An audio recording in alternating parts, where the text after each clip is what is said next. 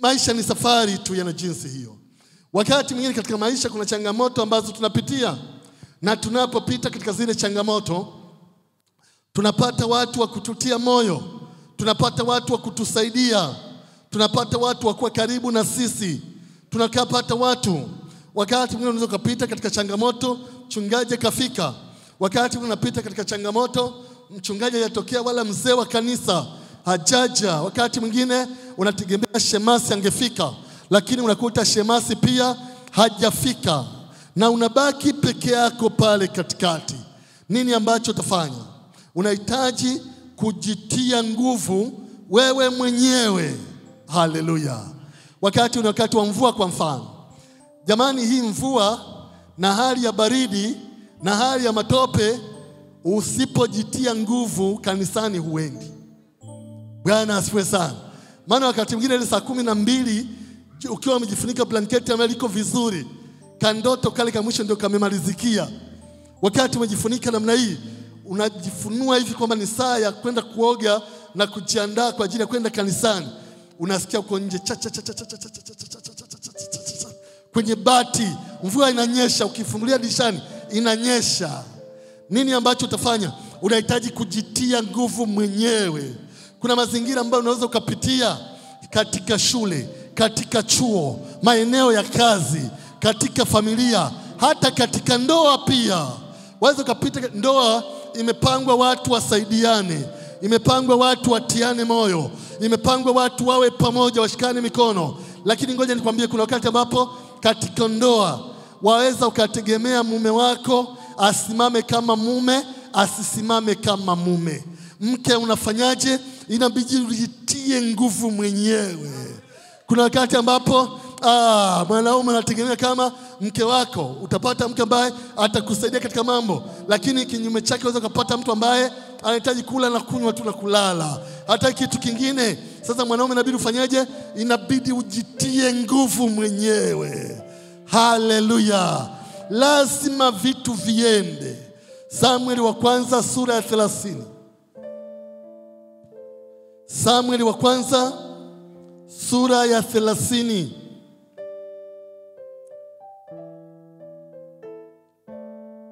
Kuanzia mstari wa kwanza mpaka wa 6 sasa. Sikiliza haya maneno, ni maneno muhimu sana, na yatakusaidia sana katika ibada hii. Yatakusaidia sana katika siku hii ya leo. Samueli wa kwanza sura 30. Mstari ule wa kwanza. Yes, mpaka wa 6.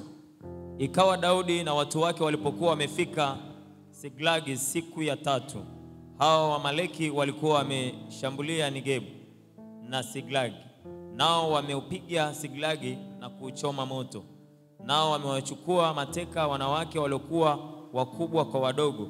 Hawakuwaua wowote, ila wakawachukua wakaenda zao. Basi Daudi na watu wake walipofikia mji kuwa umechomwa moto, na wake zao na watoto wao waume kwa wake wamechukuliwa mateka, ndipo Daudi na watu waliokuwa pamoja naye wakainua sauti zao na kulia. Angalia haya maneno mstari wa 4 pale. Mstari wa 4, ndipo Daudi na watu pamoja naye wakainua sauti zao na kulia, hata walipokuwa hawana nguvu za kulia tena. Nao wake wawili wa Daudi walikuwa wamechukuliwa mateka, wa Yezreeli na alikuwa mkewe Nabali wa Karmeli. Naye Daudi akafadhaika sana, kwa sababu watu walikuwa wakisema kwamba apigwe kwa mawe, kwa maana nafsi za hao watu wote waliosononeka, kila mtu kwa ajili ya wanawe, walisononeka kila mtu kwa ajili ya wanawe na binti zake. Lakini Daudi alijitia nguvu katika Bwana Mungu wake. Tuseme wote, lakini Daudi alijitia nguvu. Lakini Daudi alijitia nguvu katika Bwana Mungu wake. Katika Bwana Mungu wake. Asante. Hii habari ni habari ambayo ni ajabu kidogo, na ni habari nzuri kwa kweli, ambayo inatia moyo sana, kwa sababu hapa mahali ni mahali pa kipekee. Daudi aliwahi kuondoka katika hili eneo, akaenda kuishi kwa mfalme mmoja anaitwa Akishi, na akakaa kule kwa muda, hata akajiunga na wanajeshi na mambo mengine. Kwa hiyo akawa anataka hata kwenda vitani kuwasaidia wale watu na vitu kama hivyo. Lakini yule mzee akawa amekubali, ila tu kuna watu viongozi wa karibu na yule wakakataa kwamba Daudi hawezi kwenda katika ile vita kwa sababu anaweza kuwa kinyume chao. Kwa hiyo wakafikiri vile. Walipofikiri vile, Daudi na watu wake na watu walioandamana naye wakaamua kurudi kwao. Na huku kwao ambako walikorudi ni haya maeneo ambayo yanatajwa. Siklagi ilikuwa ni mojawapo, na hiyo Negebu. Na unajua walipokuwa wameondoka huku, waliacha wake zao, waliacha pia watoto, waliacha pia nyumba zao, waliacha pia mashamba, waliacha pia kila kitu. Na walipokuwa wameacha, Biblia inasema walipokuwa safarini, wakati wanarudi kufika pale Siklagi, walishangaa kwa sababu walipofika walikuta Waamaleki walikuwa wamekuja pale, wameushambulia ule mji. Halafu baada ya kushambulia ule mji wakautia moto. Kuchoma moto maana yake ni kwamba nyumba zote za ule mji zikachomwa moto, mashamba yote ya ule mji yakachomwa moto, kila kilichokuwepo kwenye ule mji, kama kulikuwa na magari, kama kulikuwa na mashule, kama kulikuwa na vyuo, kama zote zikachomwa moto. Na zilipochomwa wakawachukua wanawake wote kwenye mji, wakawachukua pia watoto wanawake katika mji, wanawake wakubwa kwa wadogo wakawachukua. Hawakuwaua, lakini waliwachukua mateka, wakaondoka nao, na huku mji ukiwa unawaka moto. Daudi alipofika pale na watu wake ambao alikuwa nao, baadaye nitakuonyesha, alikuwa na kundi la watu 600. Daudi alikuwa anatembea, akitembea mahali watu 400 mpaka 600 walikuwa wanamfuata nyuma. Kwa hiyo alipofika pale akashangaa, kwa sababu unaingia kwenye mji, kama ni moshi unakuta moshi yote inawaka moto. Kama ni mtaa huu wa Kisomboko au mji wa Kitandu, unakuta Kitandu yote inawaka moto. Nyumba zote zinawaka, mashamba yote yanawaka, magari yote yanawaka, vyuo vyote vinawaka, mashule yote yanawaka moto. Kila kitu kinawaka moto. Na unajua Biblia inasema wakainua sauti zao wakalia. Wakainua sauti zao wakalia. Biblia inasema wakalia kilio kisicho cha kawaida. Daudi pamoja na watu walionao wakalia mpaka nguvu za kulia zikaisha. Wakalia mpaka wakawa hawana nguvu tena za kulia. Sauti zao zikaisha, nguvu za kulia zikaisha. Zilipokwisha, watu waliokuwa pamoja na Daudi, wale ambao inaonekana kama uko nao, wale ambao inaonekana kama ni marafiki, wale ambao inaonekana kama unasali nao, wale ambao inaonekana kama unafanya nao kazi, wale ambao inaonekana kama unasoma nao, watu wake aliokuwa nao, wale ambao walikuwa wanalia pamoja katika lile tatizo, wale ambao wote wamechukuliwa wake zao kwenda mateka, wale ambao pia watoto wao wote wamechukuliwa kwenda mateka. Hawakujali pia kwamba Daudi kapoteza wake wawili. Hawakujali pia kwamba Daudi pia kapoteza watoto katika tukio lile. Walipoteza hao wanawake wawili ambao wametajwa pale. Hawakujali hilo. Biblia inasema walipokuwa wamelia, na sasa wamelia kwa sababu ya tatizo, kwa sababu ya changamoto, kwa sababu ya jaribu. Walipokuwa wamelia, hata hawakuwa na nguvu ya kulia tena. Watu wote wakasononeka. Watu wote wakasononeka. Wakatazama nyumba zao, wakatazama wake wao hawapo, wakatazama watoto wao hawapo, wakatazama magari yao hayapo, wakatazama hawakuwa na kitu chochote ambacho kilikuwepo tena. Wakatazama hakuna kitu. Biblia inasema wote wakafanya maamuzi kwamba Daudi apigwe kwa mawe. Bwana asifiwe. Bwana asifiwe. Kwa nini walifanya haya maamuzi? Daudi apigwe kwa mawe. Kwa upande mmoja wanajua Daudi ni mtu wa kivita. Kwa hiyo changamoto wanazopitia na wanazopata wanapata kwa sababu yake. Hili ni jambo la kwanza ambalo ni kubwa. Lakini jambo la pili, Daudi alikuwa kiongozi wao. Sasa kiongozi kalia mpaka kachoka, hana nguvu za kulia tena. Nani atawasaidia sasa? Bwana asifiwe sana. Biblia inasema wakafanya kwamba Daudi apigwe kwa mawe. Hawakujali kwamba naye kapoteza familia, hawakujali naye kwamba kapoteza mke na watoto, hawakujali. Ilikuwa ni changamoto, lakini pia Daudi walikuwa mtu ambaye wanamwamini katika maeneo tofauti. Na katika habari hii kuna mambo muhimu nataka nikufundishe yaweze kukusaidia.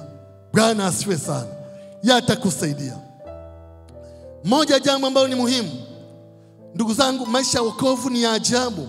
Tunapita katika changamoto, lakini watu wengi wanauzoelea wokovu mpaka unakuwa kama dini ya kawaida, mpaka inakuwa kuna tofauti na kule tulikotoka, mpaka inakuwa kuna tofauti. Daudi hapa kuna shida ambayo alikuwa nayo, kwa sababu mazoea yalimsumbua. Daudi yeye alizoea neema ya Mungu. Daudi yeye alizoea kushinda. Daudi yeye alizoea kumuona Bwana. Kwa hiyo sasa mazoea yanapokuwa mazuri yanaweza kukusaidia, lakini yanapokuwa mabaya yanaweza kukusumbua. Daudi yeye mazoea yalimsumbua kwa sababu aliuzoelea wokovu, alizoelea ushindi, alizoelea mafanikio, alizoelea neema ya Mungu, alizoelea kushinda kila mahali na mambo mengine. Kwa hiyo walipoondoka kwenye ule mji, waliuacha bila ulinzi. Waliuacha bila ulinzi. Hili ni jambo la kwanza. Angalia, waliacha wanawake tu, hawakuacha baadhi ya wanaume. Kwa hiyo angejua kwamba mimi ni mtu wa kivita, wakati wote tunaweza kushambuliwa, wakati wote adui anaweza kutokea, wakati wote kwa hiyo angeacha ulinzi. Angeacha askari 100 katika watu 600 alikuwa nao, angeacha hata 150 pale, hata 200, ili adui anapokuja wapambane kulinda familia kwa upande mmoja. Kwa hiyo wangeacha ulinzi. Hili jambo la kwanza. Lakini jambo la pili ambalo lilikuwa ni changamoto, mke wake alikuwepo, wake zake 2 na watoto pia walikuwepo katika lile eneo. Alitakiwa ajue hiyo kwamba familia yake ipo, lakini Daudi mwanzoni hakulijali hilo. Kilio kilikuja baadaye, lakini mwanzoni hakulijali kwamba familia yake pia ilikuwepo pale. Kwa hiyo ilikuwa ni changamoto kidogo. Mazoea ndio ambayo yalikuwa yanamsumbua, kwamba Mungu ananishindia kila mahali ambapo ninakwenda. Hata huko alikotoka alitaka ajiunge na mfalme mmoja akamsaidia kupigana vita. Anaitwa Akishi, mfalme Akishi. Lakini yule mfalme alikubali na alikuwa yuko tayari, ila viongozi wake walikataa, kwa sababu Daudi si wa ile familia, si wa ile kabila, si wa ile nchi. Kwa hiyo walijua anaweza akageuka kinyume au chochote kile. Kwa hiyo mji ukavamiwa. Ulipovamiwa, uharibifu mkubwa ukatokea. Sasa wakataka kumpiga Daudi kwa mawe. Walijua Daudi ni chanzo cha tatizo. Daudi ni chanzo cha ile shida. Daudi ni chanzo cha mawindo yale. Daudi, na walipotazama nguvu zao zimekwisha, mtu wa kuwasaidia hakuna tena, na ambaye anatakiwa kuwasaidia ni Daudi, na yeye amelia mpaka amechoka, kama jinsi ambavyo nimesema. Walipotazama hiyo, wakafanya shauri wampige kwa mawe.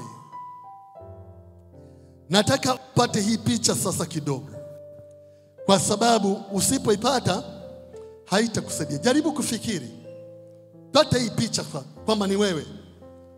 Mmekwenda mahali kwa pamoja, mliporudi mmekuta miji yenu imeshambuliwa, wake wametekwa, mashamba yamechomwa moto, nyumba zimechomwa moto, watoto pia wametekwa, na kila mmoja, wote mko kwenye matatizo, wote mko katika shida, wote mko kwenye changamoto. Na ndio maisha yetu yalivyo. Wakati mwingine tunapita kwenye changamoto, yani unapitia katika shida ya kifedha mpaka hujui cha kufanya. Unapitia katika shida ya maisha mpaka hujui cha kufanya. Unapitia katika shida ya kifamilia ama ya kiukoo mpaka hujui cha kufanya. Yani wakati mwingine ukoo mzima unakuwa kinyume na wewe. Wote, angalia, wote hapa wamekuwa kinyume na Daudi. wamekuwa kinyume na yeye. Yani wote wamesema wote. Angalia yale maandiko tena pale kwenye mstari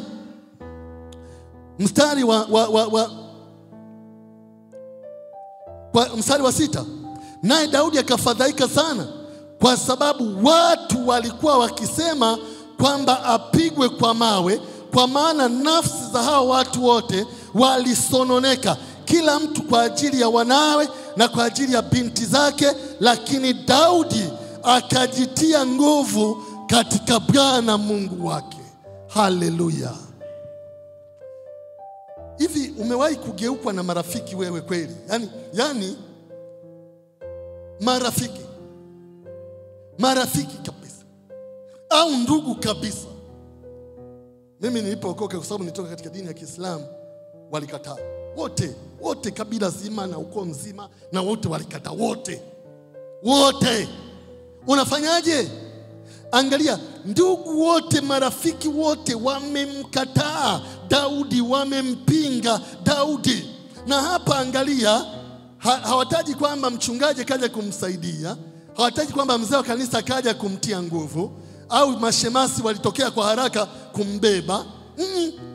Maandiko yanasema wakati wote wamekataa na wote wanapanga apigwe kwa mawe. Labda wamesema jamani, kesho jioni hii lazima tuhakikishe tumpige kwa mawe kesho.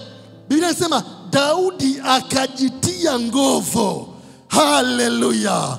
Kuna wakati ambapo unahitaji kujitia nguvu mwenyewe. Kuna wakati ambapo unahitaji kujitia moyo mwenyewe. Kuna wakati ambapo unahitaji, waweza kungoja watu wakutie moyo, waweza kungoja watu wakusaidie ukakosa. Wakati mwingine jitie moyo mwenyewe. Waweza kusimama hata mbele ya kioo ukasema mimi ni shujaa. Ukiwa unajitazama kwenye kioo ukasema mimi ni shujaa. Wakati mwingine ukiwa unachana, unaweka heleni zako vizuri, unasema lakini mimi ni mzuri. Haleluya. Ujitie moyo pia mwenyewe. Waweza ukangoja watu ukakosa. Wakati mwingine unahitaji kujitia nguvu mwenyewe, kujitia moyo mwenyewe. Ndiyo, unasimama unasema mimi ni shujaa, mimi ni mzuri, mimi nitashinda, mimi nitapata upenyo katika hili. Haijalishi hiyo changamoto, haijalishi hiyo shida, lakini unasema nitapita, mimi nitatoka. Haleluya. Jitie nguvu mwenyewe. Bwana asifiwe sana. Sasa hivi nina miezi karibu 3, karibu 6, sijawahi kutembelea nyumba ya mtu. Bwana asifiwe sana. Sasa kama unakwenda mbele mpaka mchungaji akiwa amefika kwako, si utakuwa umesharudi nyuma zamani. Bwana asifiwe sana. Unajitia nguvu ingawa bado hajafika mchungaji, lakini bado unamwabudu Mungu aliye hai. Kwa sababu tunayemwabudu ni Mungu aliye hai, na yeye anayaona maisha yetu, anatujua, ametuchora katika vitanga vyake, anajua mienendo yako, anajua tabia, anajua kila kitu ambacho unakifanya. Jitie nguvu. Daudi akajitia nguvu katika Bwana Mungu wake. Haleluya. Jambo lingine ambalo lilikuwa kama kosa kwa Daudi ambalo alifanya ni kwamba mwanzoni hapa walipokuwa wanaacha huu mji, wanaacha familia, hakumuuliza Bwana, hakumshirikisha Bwana. Kwa hiyo hili lilikuwa ni tatizo lingine ambalo lilimkabili katika jambo hili. Ilikuwa ni changamoto nyingine. Unafahamu, katika kila jambo ambalo tunafanya, katika kila kitu ambacho tunafanya, ni vema Mungu ashirikishwe. Ni vema Mungu awe upande wetu. Ni vema Mungu awe kimbilio lako. Ni vema Mungu awe jibu katika lile. Mwambie Bwana hata kwa maneno machache.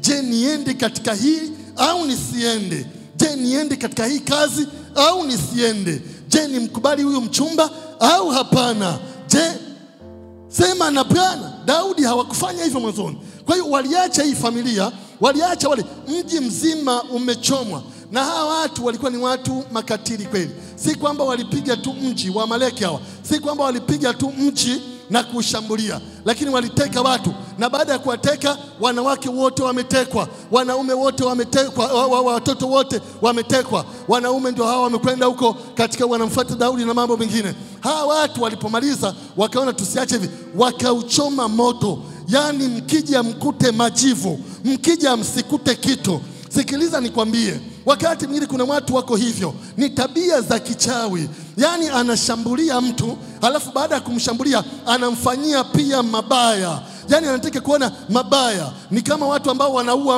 wanaua mtu na mtu anakufa. Akisha kufa wanaona kama haitoshi, wanachukua panga tena wanaanza kumkatakata kila mahali.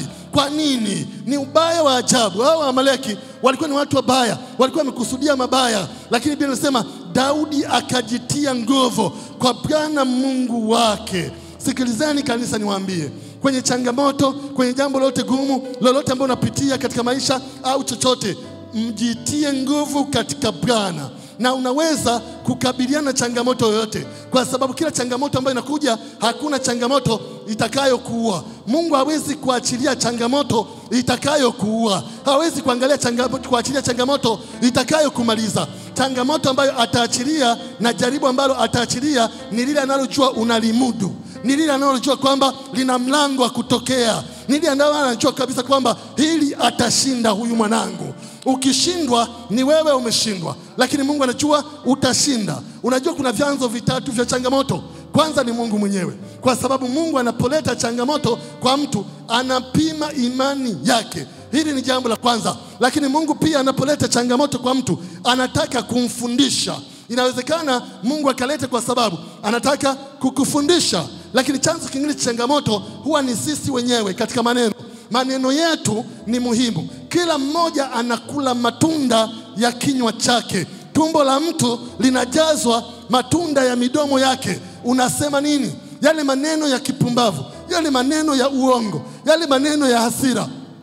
Nini ambacho unasema kinaleta changamoto? Kuna vitu ambavyo tunaongea vinaumba. Yani huwezi kuona sasa, lakini vinaumba. Maneno yako ni muhimu. Lazima uweze kukiri ushindi, kukiri mafanikio, kukiri uzima, kukiri kumuona Bwana. Tunakula matunda ya vinywa vyetu, ni kitu ambacho ni muhimu. Ndio maana maneno yetu hayatakiwi kuwa ya hasira, hayatakiwi kuwa ya ghadhabu, hayatakiwi kuwa ya chuki, hayatakiwi kuwa maneno mabaya, hayatakiwi kuwa matusi, hayatakiwi kuwa vitu visivyofaa. Kwa nini? Kwa sababu yanaumba. Mara nyingi changamoto katika maisha ya watu, kama hazikuletwa na Mungu kwa kusudi la kuwapima, kama hazikuletwa na Mungu kwa kusudi la kuwafundisha, basi ameileta mwenyewe kwa sababu ya maneno yake, kwa sababu ya ukiri wake. Ukimkiri Yesu kwa kinywa unaokoka. Ukiri wako ni ukiri ambao ni muhimu. Unakiri nini katika kinywa chako?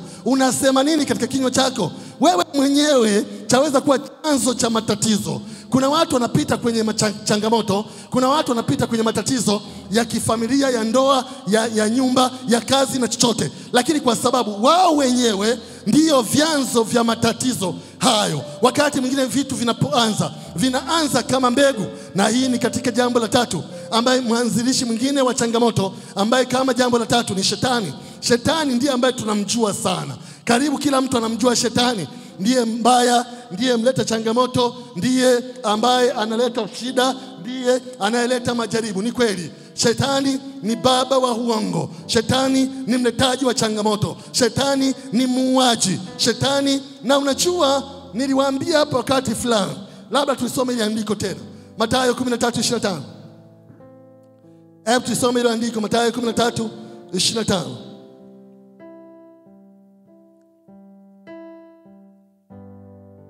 Mathayo 13:25. Mathayo 13:25. Inasema mstari wa 25. Lakini watu walipolala. Tuseme wote, anaposema tumrudie nyuma yake, anza tena. Lakini watu walipolala. Hii sauti na watu waliolala kweli kweli. Hebu rudia tena. Lakini watu walipolala, akaja adui yake, akapanda magugu katikati ya ngano, akaenda zake. Hebu angalia ile andiko.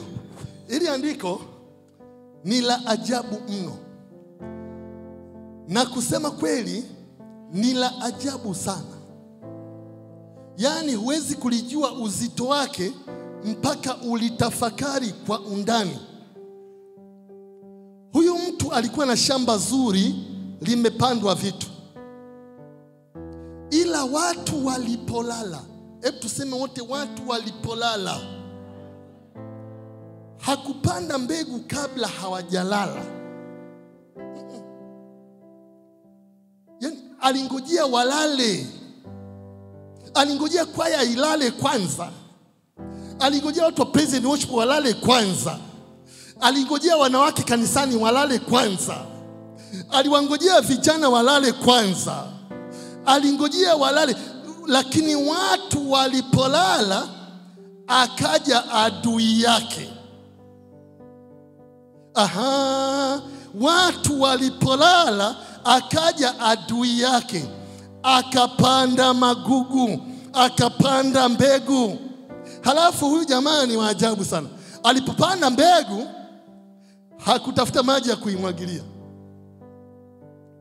Ili yote hakutafuta majembe ya kupalilia, angoje majani ya kiota ambayo sio ile aliyopanda ayakate. Yeye alipanda tu mbegu, alipomaliza akaondoka zake. Bwana asifiwe sana. Yaani akaondoka. Yaani adui ni wajabu, anapanda mbegu hiyo, alafu akishapanda anaondoka. Hakai nawe. Unajua shetani akija akakwambia, sikiliza, nimeweka bia za kutosha kreti moja, nataka unywe mpaka leo ulewe sawa sawa. Utaambia mimi nimeokoka, si pombe. Anajua. Anaweza kukuletea mwanaume au mwanamke mzuri, akwambia nataka ufanye naye uzinzi huyu na mambo mengine. Utaambia mimi nimeokoka. Anajua akikuletea jambo liko waziwazi utakwepa. Kwa hiyo anachofanya, anapanda mbegu kidogo. Adui anapanda mbegu, alafu kishapanda, maandiko yanasema kishapanda, ukishapanda unaichimbia shimo, unaiweka, unaifukia. Ukishafukia sasa, alipopanda akaenda zake, hayupo pale. Ni kweli. Ndio maana kwenye nyumba yako unamkiri Yesu ni Bwana. Ndio maana unakwenda pia kanisani. Ndio maana pia unaimbaga pia na kwaya. Ndio maana pia unatoaga na sadaka. Ndio maana, ila yeye anapanda tu kambegu pale, halafu anaenda.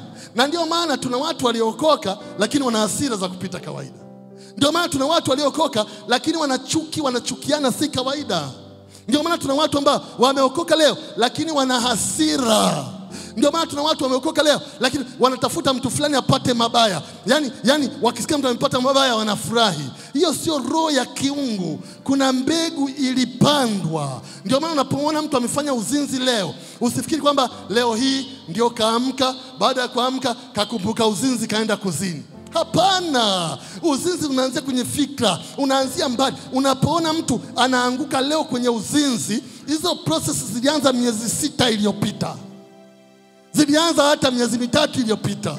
Zilianza hata mwaka uliopita. Alianza kuwaza hilo jambo. Alianza kumwaza huyo mtu. Alianza kumfuatilia huyo mtu. Alianza kumtembelea huyo mtu. Alianza kumpa viela vya vocha huyo mtu. Alianza kutumia vimessage huyo mtu. Alianza mbali kwanza. Adui anachofanya ni kupanda mbegu, halafu akimaliza anaondoka.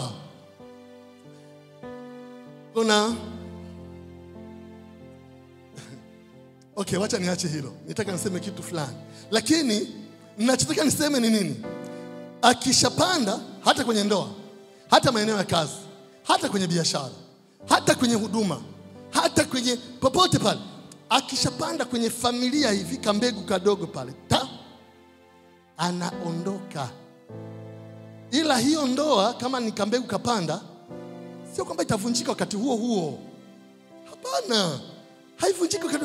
Yaani ukiona ndoa inavunjika leo, mbegu zilipandwa mwaka uliopita. Yaani anapanda kambegu kadogo hivi, halafu akishapanda anaondoka, anaacha hiyo mbegu itakuwa yenyewe, itakaa huko, hamna mtu wa kuipalilia, yeye itakuwa itasongamana na mangano huko na kila kitu, itaharibu ngano, itaharibu hivi, anaacha kule. Anaacha, yani kadogo tu anapanda, kadogo. Mbegu huwa zinapandwa ndogo tu, lakini baadaye zinakuwa mti mkubwa. Kwa hiyo anapanda kidogo tu, halafu anaenda. Kwa hiyo huyu ni chanzo mara nyingi cha migogoro mingi, matatizo mengi, changamoto nyingi, na hiyo wengi tunafahamu. Na ndio maana katika Ayubu 1:7 mpaka 8, Ayubu 1:7 mpaka 8, niliwaambia wakati uliopita hili jambo, na labda nikwambie tena sasa hivi. Biblia inasema wakati shetani amefika mbele za Bwana, alipofika aliambiwa, umemwona mtumishi wangu Ayubu, huyo mtu ambaye anamcha Mungu, anatembea katika njia zake, anampendeza Bwana na kufurahishwa na yeye. Je, umemwona? Ayubu akasema, sasa huyo nafikiri anakucha bure. Wewe umemlinda, umemzingira, umemwekea malaika wa kumlinda, umembariki kwa baraka za mwilini, umembariki kwa baraka za rohoni. Kwa nini asikuabudu? Kwa nini asikuadhimishe? Lakini ninachotafuta pale ni nini kuonyeshe? Ni kuonyeshe kwamba anasema nimetoka duniani kuzunguka zunguka huko na huko. Niwahi kulieleza hili jambo. Shetani hana makao maalum, kwa sababu yeye makao yake ni kuzimu. Alitakiwa aende kuzimu. Kwa hana makao maalum. Kwa hiyo anachofanya huku duniani, anazunguka zunguka. Anaingia kwenye mabaa, anaingia kwenye magesti, anaingia kwenye makanisa, anaingia kwenye mahoteli, anaingia kule stendi, anazunguka zunguka huko duniani. Ndio Mungu akasema, umemwona je Ayubu? Akisema kwa nini yule anakucha bure? Sasa nilikwambia wakati ule uliopita kwamba kwa nini anazunguka zunguka. Waraka wa kwanza wa Petro sura 5 inasema wazi kwamba mshtaki wenu Ibilisi kama simba angurumaye huzunguka zunguka akitafuta mtu ammeze. Ndiyo, anazunguka zunguka, anachofanya anatafuta mtu wa kumeza. Wale watu ambao hawajaokoka haangaiki nao sana. Kwa nini? Kwa sababu wale ni wake. Anawachinja saa yote anayotaka, anawazika saa yote anayotaka. Yani akiamua tu kuwaletea ajali anawaletea, akiamua. Lakini anapozunguka kutafuta mtu wa kumeza, anazunguka ni kutafuta wale waliokoka, wale ambao wanamwamini Mungu aliye hai. Hao ambao hawajaokoka, hao anajua tu kitaka tu anampiga na lijipu hapo, anampiga na nini, anamuua. Akitaka tu anampeleka kuzimu dakika. Kwa hiyo hana, lakini walio anazunguka zunguka akitafuta mtu ameze. Ndio maana leo tuna biashara za watu wengi zimemezwa. Ndio maana leo tuna ndoa za watu wengi zimemezwa. Ndio maana leo tuna kazi za watu wengi zimemezwa. Ndio maana leo tuna hatima ya watu wengi imemezwa. Ndio maana leo tuna vitu vingi ambavyo vimemezwa katika maisha ya watu kule nje na hata walioko ndani katika kanisa. Si namaanisha tu kanisa hili, lakini namaanisha kanisa la Yesu Kristo. Mahali popote lilipo, watu katika kanisa wanayumba. Kwa nini? Hata manabii wa uongo wamekuwa kama wanapata watu wa chochote, kwa sababu watu wamejaa shida, watu wamejaa mateso. Kwa hiyo mtu akitokea tu akisema nipo hapa nashusha moto, watu wataminika pale, maana wanataka kuona kitu fulani. Niko hapa naponya kansa, watu wataminika, maana watu wana shida. Maisha ya watu wengi yamemezwa. Shetani amemeza vitu vingi. Shetani amemeza vitu vingi vya watu wengi. Anasema huzunguka akitafuta mtu ameze. Anaweza kumeza biashara chochote kile, lakini sisi tunamshukuru Mungu kwa kumwamini Yesu Kristo kwamba ni Bwana. Vyetu hawezi kuvimeza kwa jina la Yesu Kristo. Na kama amemeza chochote atakitapika kwa jina la Yesu Kristo. Atakitapika. Yes, hawezi. Kwa hiyo shetani ni chanzo cha matatizo mengi. Kwa hiyo nimekwambia vyanzo vitatu. Mungu ni chanzo, wewe mwenyewe ni chanzo, shetani pia ni chanzo. Ni matatu tofauti. Daudi alipoona yote hayo, alijitia nguvu kwa nani? Kwa Bwana Mungu wake. Angalia, hakujitia nguvu tu yeye mwenyewe. Kwa Bwana Mungu wake. Hakujitia nguvu pia kwa shetani. Kwa Bwana Mungu wake. Hakujitia pia nguvu kwenye mizimu. Hakujitia nguvu kwa waganga. Hakujitia nguvu kwa kutafuta wachawi. Hajitia nguvu kwa Bwana Mungu wake. Mimi nampenda Bwana kwa sababu unapojitia nguvu kwake, yeye anaachilia nguvu zake zinakusaidia. Haleluya! Alijitia nguvu kwa Bwana Mungu wake. Ilikuwa ni ajabu sana. Yawezekana viongozi wa kanisa wapo, lakini yeye alijitia nguvu kwa Bwana Mungu wake. Utafanya nini wewe wakati unapita kwenye changamoto? Jitie nguvu. Kujitia nguvu ni kufanyaje? Kwanza ni kujiimarisha zaidi na kuliko kuangalia hali ambayo unapitia. Tunaposema mtu anajitia nguvu, tunachomaanisha ni kwamba anajiimarisha zaidi katika maisha ya wokovu. Yaani changamoto haimtoi. Changamoto inamuimarisha zaidi. Changamoto inamfanya apige mbio zaidi. Changamoto inamfanya asonge mbele zaidi. Changamoto inamfanya ampende Mungu zaidi. Changamoto inamfanya amwishie Bwana zaidi. Kwa hiyo tunapozungumzia kujitia nguvu, tunazungumzia ile hali ya kujiimarisha. Zaburi 121 mstari wa kwanza mpaka wa pili. Zaburi 121 mstari wa kwanza mpaka wa pili. Nitainua macho yangu, nitazame milima, nitazame matatizo, nitazame shida, nitazame hizo changamoto. Msaada wangu unatoka wapi?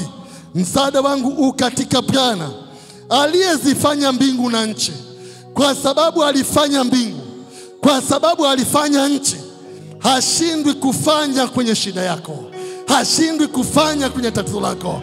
Aliyeumba mbingu na nchi atashindwaje kukupa mchumba? Aliyeumba mbingu na nchi atashindwaje kukupa kazi? Aliyeumba mbingu na nchi atashindwaje kukupa mtaji wa biashara? Aliyeumba mbingu na nchi atashindwaje kupatanisha hiyo ndoa yako? Aliyeumba mbingu na nchi atashindwaje kupatia mtoto kwenye familia?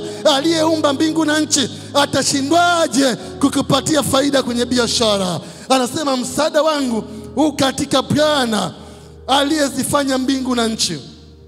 Kuna wakati unaweza kumtafuta mtu wa kukutia moyo na ukakosa. Unaweza ukatafuta mtu wa kukusaidia na ukakosa. Lakini ngoja nikwambie nini cha kufanya. Inua macho yako mtazame Bwana. Na baada ya kuinua macho yako mtazama Bwana, halafu jitie nguvu wewe mwenyewe. Mimi nimemwona Mungu katika hii mara nyingi. Nimejitia nguvu binafsi mara nyingi, na Mungu ameweza kunisaidia. Kujitia nguvu katika maana nyingine ni ile hali ya mtu kumtumaini na kumtegemea Mungu. Ile ya kwanza nimekwambia ni kujiimarisha zaidi katika mambo ya imani. Hii ya pili ni kumtumaini na kumtegemea Mungu. Yaani katika shida unamtumaini na kumtegemea Mungu. Katika hiyo changamoto unamtegemea na kumtumaini Mungu. Haijalishi ni shida gani, wewe unamtegemea na kumtumaini Mungu. Hiyo ni hali ya kujitia nguvu. Kinachotutia nguvu ili tuweze kumtumaini Bwana ni nini?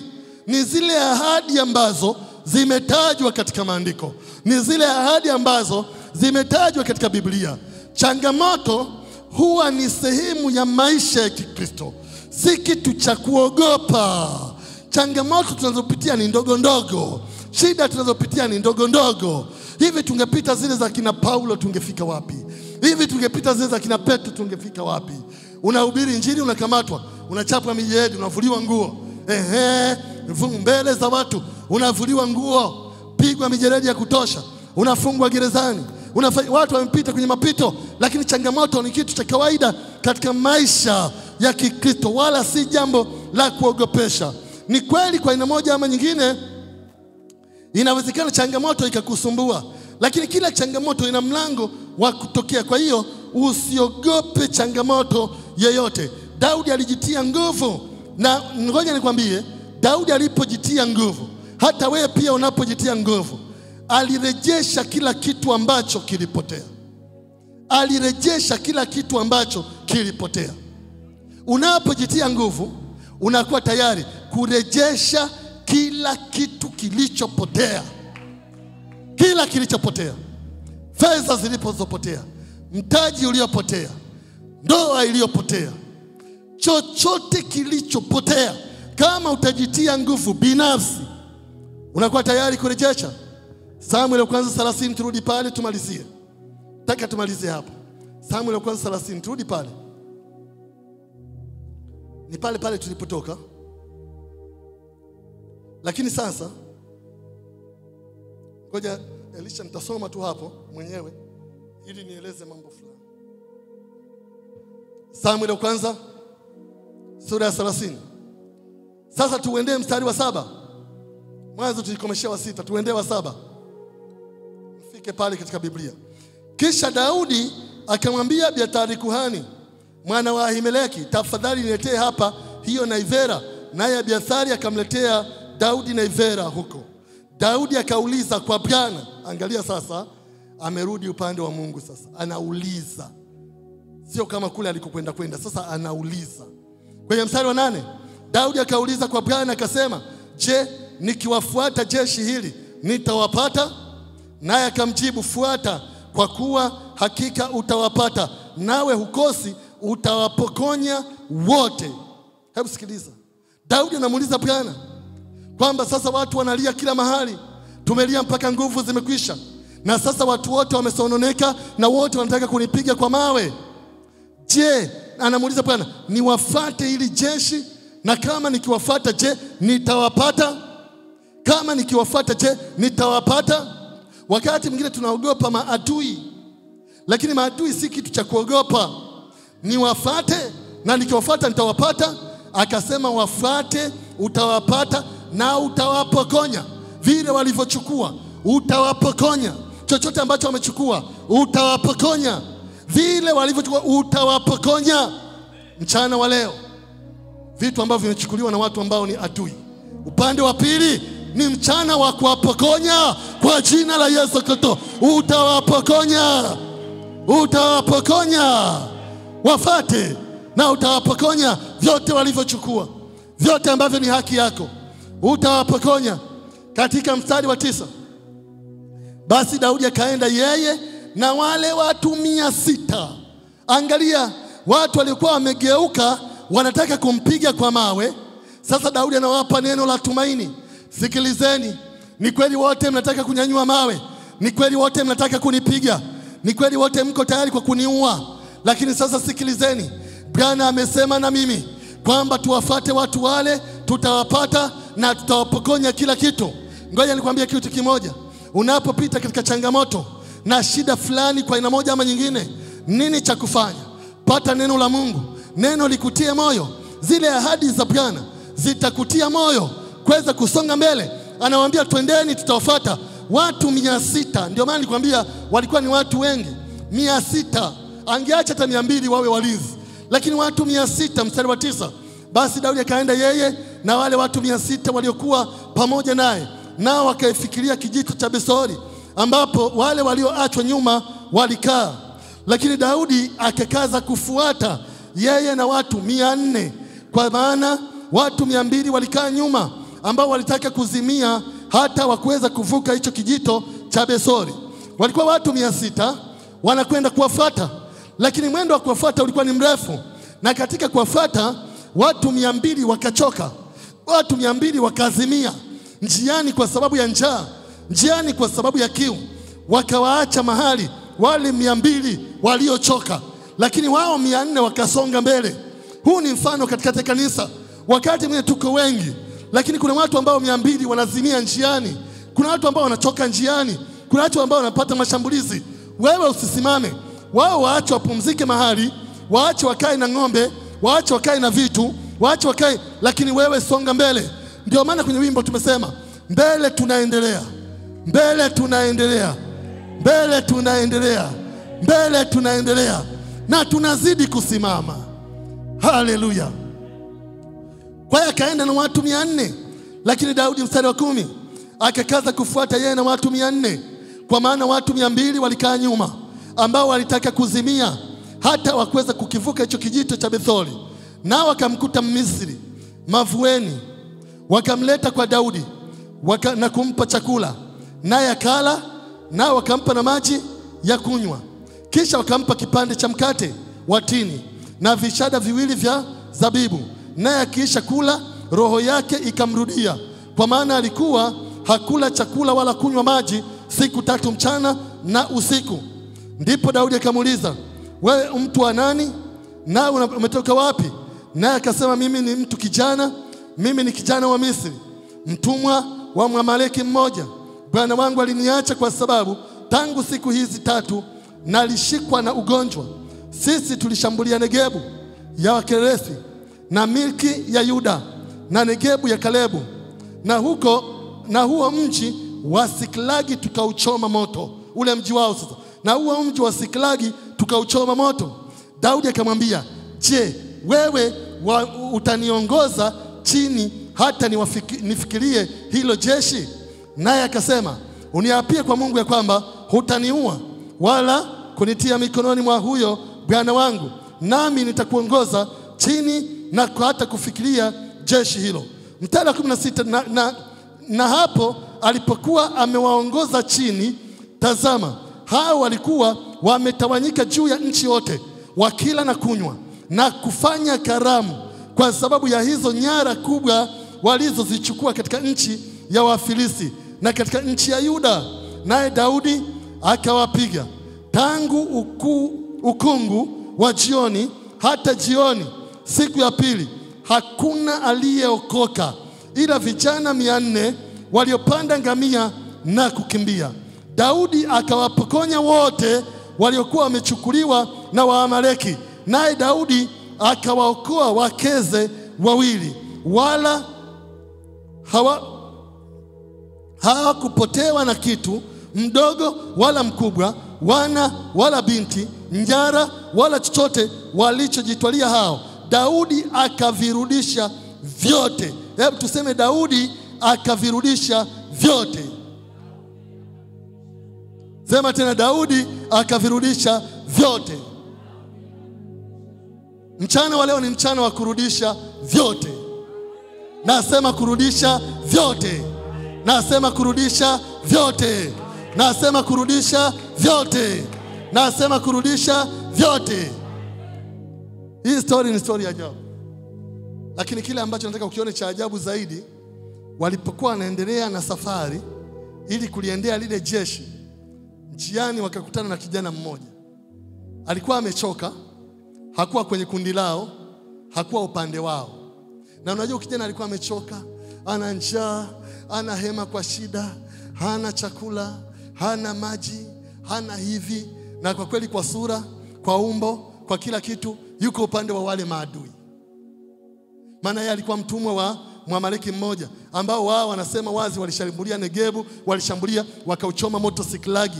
Ingekuwa ni mtu mwingine kama Mkristo wa leo, angesema ni nyinyi mmechoma Siklagi, ni nyinyi mmechoma, angemkata na panga amuue mara moja. Mmechoma Siklagi, na mke wangu yuko wapi? Na mke wangu walipomwona kwamba anazimia kwa kiu, wakamtafutia maji ya kunywa, akanywa, wakamtafutia chakula, akala, wakampa na mkate, akala, akaanza kupata nguvu, akaanza kupata nguvu. Maana walijua kupitia huyu tutawapata wale. Walijua kupitia huyu atatupa siri. Sikiliza nikwambie, kuna watu wengine unawaona kama adui, kuna watu wengine wanaonekana kama wako mbali yako, lakini wengine ndio wana siri za mafanikio yako, lakini wengine ndio wana siri za ushindi wako, lakini wengine ndio wana siri zako. Wapo watu ambao unawaona kama vile ni maadui, lakini wengine wamebeba siri za hatima yako. Walimpa chakula Bwana, walimpa maji, walimpa pia na mikate ya tini, walimpa, na baada ya kumpa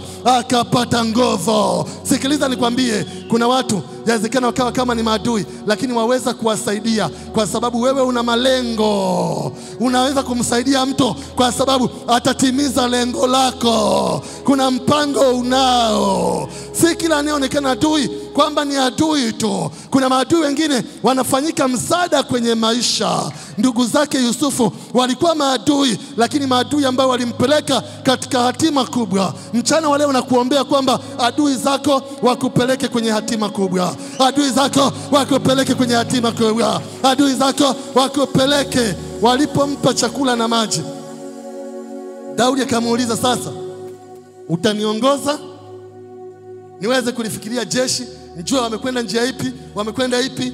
Yule kijana akasema, mimi naweza kuongoza, ila ukiniapia tu kwamba hutaniua. Daudi akasema, sitakuua, twende. Kijana yule akaanza kuongoza, Lakini huyu kijana alikuwa kwenye jeshi la maadui. Na unajua ndio wao walichoma Siklagi. Ndio wao pia walipiga Negebu. Ndio wao pia walishambulia kule. Lakini sasa amekuwa ni adui ambaye karudi upande wa kina Daudi. Ni adui ambaye ingawa wao ndio walichoma, lakini yeye ndiye anawaongoza watu kwenda kukamata wenzake. Yaani maadui zako nataka wafikie mahali wakuongoze kuendea mema yako, wakuongoze kufika katika hatima yako. Haleluya! Wakuongoze. Daudi aliongozwa kuwafuatilia wale, lakini aliyemwongoza alikuwa ni adui. Aliyemwongoza alikuwa ndio waliochoma Siklagi, ndio wale ambao waliupiga Negebu pia. Unaona, adui ndiye ambaye alimwongoza. Na unajua wakaenda moja kwa moja. Daudi akawapata. Alipowapata, mashambulizi yalikuwa ni makubwa. Wanasema waliwashambulia wala hakuna aliyeokoka isipokuwa watu 400 ambao hao 400 walikuwa na mafarasi. Yasikana walikuwa ni viongozi wa jeshi, majenerali, makapteni, manini, waliwahi wakafanikiwa kukimbia, lakini wengine wote waliwashinda, wakawaua. Na baada ya hapo wakawapokonya nyara zote, wanawake waliochukua, watoto waliochukua, vitu walivyochukua, mali walizochukua, wakazirudisha kwao. Hebu sema katika jina la Yesu. Sema katika jina la Yesu. Sema katika jina la Yesu. Mchana wa leo ninapokonya kila kitu kilichopotea. Ninapokonya kila kitu kilichoibiwa na adui kwa jina la Yesu. Mchana wa leo navirudisha vyote kwenye maisha yangu kwa jina la Yesu. Mchana wa leo ninarudisha fedha zangu, ninarudisha mashamba yangu, ninarudisha vipawa vyangu, ninarudisha karama zangu, ninarudisha huduma yangu, ninarudisha ile nguvu ya Roho Mtakatifu kwa jina la Yesu. Ukiwa umesimama nisikilize. Simama tu. Halafu nisikilize. Ningekwambia nini cha kufanya. Ilikuwa ni rahisi. Kwanza, usiogope wala usikate tamaa. Pili, omba na kumtegemea Mungu. Halafu tatu, ishi maisha ya kumpendeza Mungu. Usiogope bwana, wala usikate tamaa. Lakini ishi maisha ya maombi na ya kumtegemea Mungu. Lakini ishi maisha ambayo yanampendeza Mungu. Usiruhusu changamoto zako zikuongoze, lakini ziongoze wewe zile changamoto kwenye maombi. Sema amen kama umeelewa. Amen. Usiruhusu changamoto zako zikuongoze, lakini wewe ziongoze hizo changamoto kwenye maombi. Yes. Bwana asifiwe sana. Amen. Sijui ni kitu gani ambacho umepoteza katika familia. Sijui ni kitu gani ambacho umepoteza katika kazi, katika maisha. Umepoteza amani, umepoteza furaha, umepoteza nini? Chochote katika maisha ya wokovu umepoteza. Daudi alirudisha vyote, aliwapokonya vyote, alivirudisha vyote. Lakini baada ya kujitia nguvu mwenyewe, wewe pia unaweza kujitia nguvu katika lile eneo kabisa. Unaweza. Nataka wote tuje hapa kama tutatosha. Hebu njoni hapa. Njoo hapa. Tuweke mistari hapa. Nataka urejeshe chochote ambacho umepoteza kidogo hivi.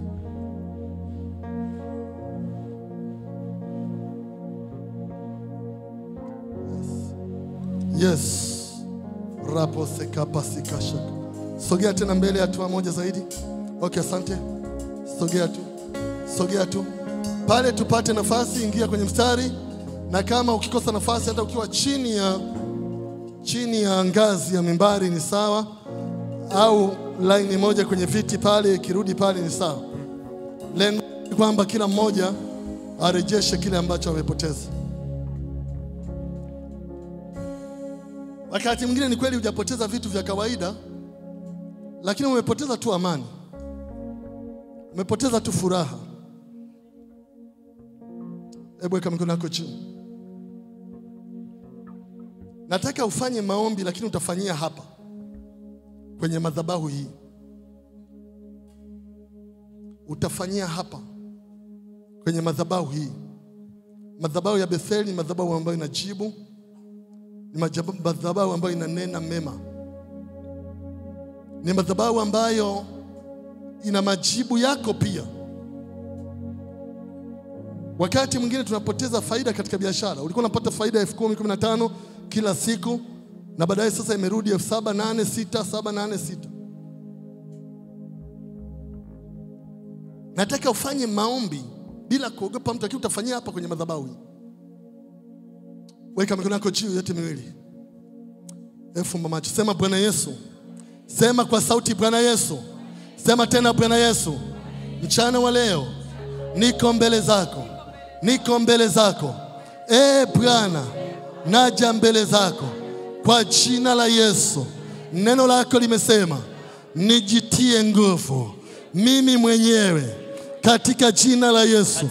Mchana wa leo ninaomba unisaidie. Mchana wa leo ninaomba unisaidie katika jina la Yesu. Nimepita katika changamoto, nimepita katika majaribu, nimepita katika shida mbalimbali, lakini mchana wa leo naomba unisaidie kwa jina la Yesu, kama ulivyomsaidia mtumishi wako Daudi akarejeza kila kitu alichopoteza. Mchana wa leo ninaomba unisaidie kurejesha amani yangu, kurejesha furaha yangu, kurejesha upendo wangu, kurejesha vipawa vyangu, kurejesha karama yangu, kurejesha huduma yangu kwa jina la Yesu. Mchana wa leo nisaidie kurejesha fedha zangu, kurejesha uchumi wangu kwa jina la Yesu. Mchana wa leo nisaidie kurejesha faida yangu, kurejesha faida yangu kwa jina la Yesu. Mchana wa leo nisaidie kurejesha uzima wangu, kurejesha afya yangu kwa jina la Yesu. Mchana wa leo afya yangu irejee, nguvu zangu zirejee kwa jina la Yesu, kwa jina la Yesu, kwa jina la Yesu. Bwana nisaidie. Twende mbele za Bwana wote sasa. Nimesema omba ukiwa hapa, omba sasa, omba ukiwa hapa, omba ukiwa hapa, omba ukiwa hapa, omba ukiwa hapa kwa jina la Yesu. Endelea kuomba, endelea kuomba, endelea kuomba. Bwana arejeshe kama jinsi ambavyo umekiri kwa jina la Yesu Kristo wa Nazareti. Omba tu Bwana arejeshe kile kilichoibiwa na adui, kirejeshe leo kwa jina la Yesu Kristo.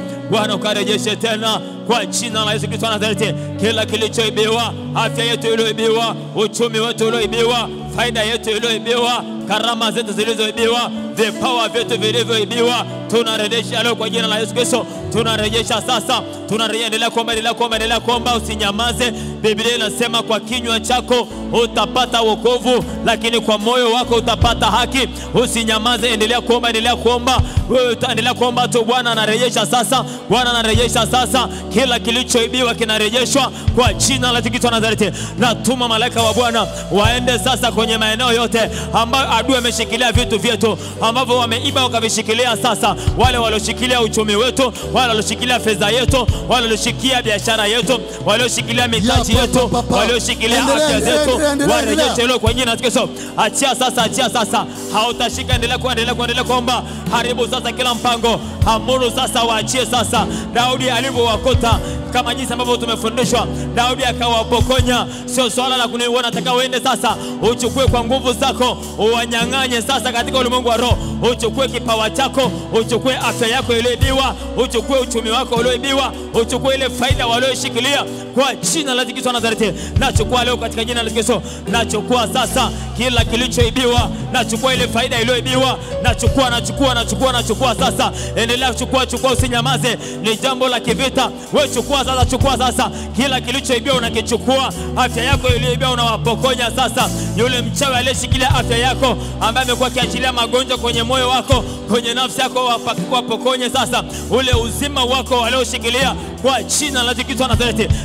Na chukua sasa kila kilichoibiwa nakichukua. Nachukua uchumi wangu ulioibiwa, nachukua faida yangu, nachukua uzima wangu, nachukua afya yangu katika jina la Yesu Kristo.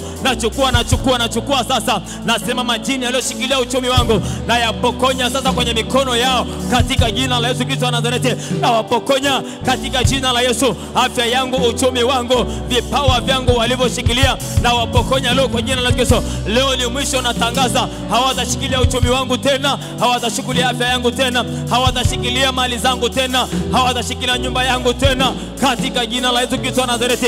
Katika jina la Yesu Kristo. Yes. Hebu sema katika jina la Yesu. Katika jina la Yesu. Mchana wa leo nimerejesha fedha zangu. Nimerejesha vipawa vyangu. Nimerejesha karama zangu. Nimerejesha huduma yangu. Kwa jina la Yesu. Mchana wa leo nimerejesha nguvu zangu zilizopotea. Kwa jina la Yesu. Mchana wa leo nimerejesha amani yangu, furaha yangu, upendo wangu kwa jina la Yesu. Mchana wa leo nimerejesha kwa jina la Yesu. Enyi wachawi nimewapokonya. Enyi wagonga nimewapokonya kwa jina la Yesu. Kilicho changu ni mali yangu kwa jina la Yesu. Kila pepo, kila jini ameshindwa kwa jina la Yesu. Mchana wa leo nimerejesha kila kilichopotea kwa jina la Yesu. Hiyo miaka iliyopotea imerejeshwa. Hiyo miezi iliyopotea imerejeshwa. Hayo mawiki yaliyopotea yamerejeshwa. Hayo masiku yaliyopotea yamerejeshwa kwa jina la Yesu. Hebu weka tena mikono yako juu. Nataka mchungaji akufanyie maombi maalum katika mchana wa leo. Unapoondoka mchana wa leo, iwepo neema juu ya maisha yako, na Bwana akafanye kitu kipya. Utakapotoka mahali hapa, upate habari njema. Yes. Iwepo simu, iwepo message, iwepo ujumbe wa habari njema, maana umerejesha. Inawezekana. Hebu weka mikono yako juu. Hebu mshukuru Bwana kwa kila jambo. Baba, katika jina la Yesu, shukuru Mungu kwa kila jambo. Shukuru Bwana. Mshukuru Bwana. Sema tuna Bwana, mshukuru. Mwambie asante kwa yote. Asante kwa sababu umerejesha. Asante kwa sababu napokea. Asante kwa sababu. Mwambie tu Bwana, mwambie Bwana asante. Mwambie Bwana asante. Mwambie Bwana asante. Mwambie Bwana asante. Mwambie Bwana asante. Mwambie Bwana asante. Mwambie Bwana asante. Mwambie Bwana asante. Endelea kuomba, usinyamaze tafadhali. Mshukuru Bwana, mshukuru tena. Tamka shukrani kwa Bwana kwa yale ametenda kwako, kwa kila tena katika maisha yako. Tamka maneno ya shukrani. Tamka kwa imani. Tamka kwa imani. Unapotamka Bwana anafanya. Funga macho yako na utamke. Funga macho yako na uombe. Tamka maneno yako kwa imani. Asante Yesu. Haleluya. Limidiwe jina lako takatifu kwa sababu ya kazi yako njema. Kupitia damu yako ya thamani, tunaamini kazi yako ambayo Mungu umefanya katika maisha yetu. Haleluya. Hebu nyosha mikono yako juu tafadhali. Nyosha mikono yako. Funga macho yako. Nyosha mikono yako juu. Funga macho yako. Bwana Yesu, ninasema asante. Asante kwa ajili ya watu wako. Asante Bwana kwa sababu ya neno ambalo tumelisikia katika siku ya leo. Mungu, tunakubariki, tunakutukuza kwa sababu ni kweli Mungu unatuona, na Bwana unakwenda kutenda kwa namna ya kipekee katika maisha yetu, na Bwana unarejesha yale yote ambayo yaliibiwa katika maisha yetu. Lakini Mungu wetu mwema, niseme hivi, ninaomba Roho yako Mtakatifu akapate kuwa juu ya watu hawa, wakabatizwe kwa nguvu ya Roho Mtakatifu katika jina la Yesu Kristo wa Nazareti, na wazamisha katika kisima cha Roho Mtakatifu, wakabatizwe wote na nguvu yako ikapata kudhihirika juu yao, ukawajaze kwa utajiri wa vipawa na karama katika maisha yao katika jina la Yesu Kristo wa Nazareti. Asante Mwokozi, maana utafungua macho yao wapate kuona, utafungua mioyo yao wapate kusikia neno litokalo kwako pale unaposema nao katika jina la Yesu Kristo. Asante Roho Mtakatifu, kwa sababu utawathibitisha watu wako kwa karama, kwa miujiza mingi ambayo Bwana utaiachilia katika maisha yao katika jina la Yesu Kristo wa Nazareti. Tazama basi Bwana, katika wakati ninapoweka mikononi mwako na waombea neema yako izidi, upendeleo wako uonekane, ukawape nguvu itokayo kwako katika kutenda na kufanya mambo makubwa katika maisha yao katika jina la Yesu Kristo wa Nazareti. Naitia neema yako tena ikawe zaidi na zaidi, naitia neema yako tena ikawe zaidi na zaidi katika maisha yao, katika kazi zao, katika familia, katika chochote wakifanyacho katika jina la Yesu Kristo wa Nazareti. Ulinzi wako Bwana ukazirike juu ya maisha yao kupitia jina lako Yesu nimeomba na kushukuru. Kila mmoja aseme amen. Pigie Bwana Yesu makofi. Unaweza kurudi pale ulipo. Mungu akubariki sana, Mungu akubariki mno. Hallelujah.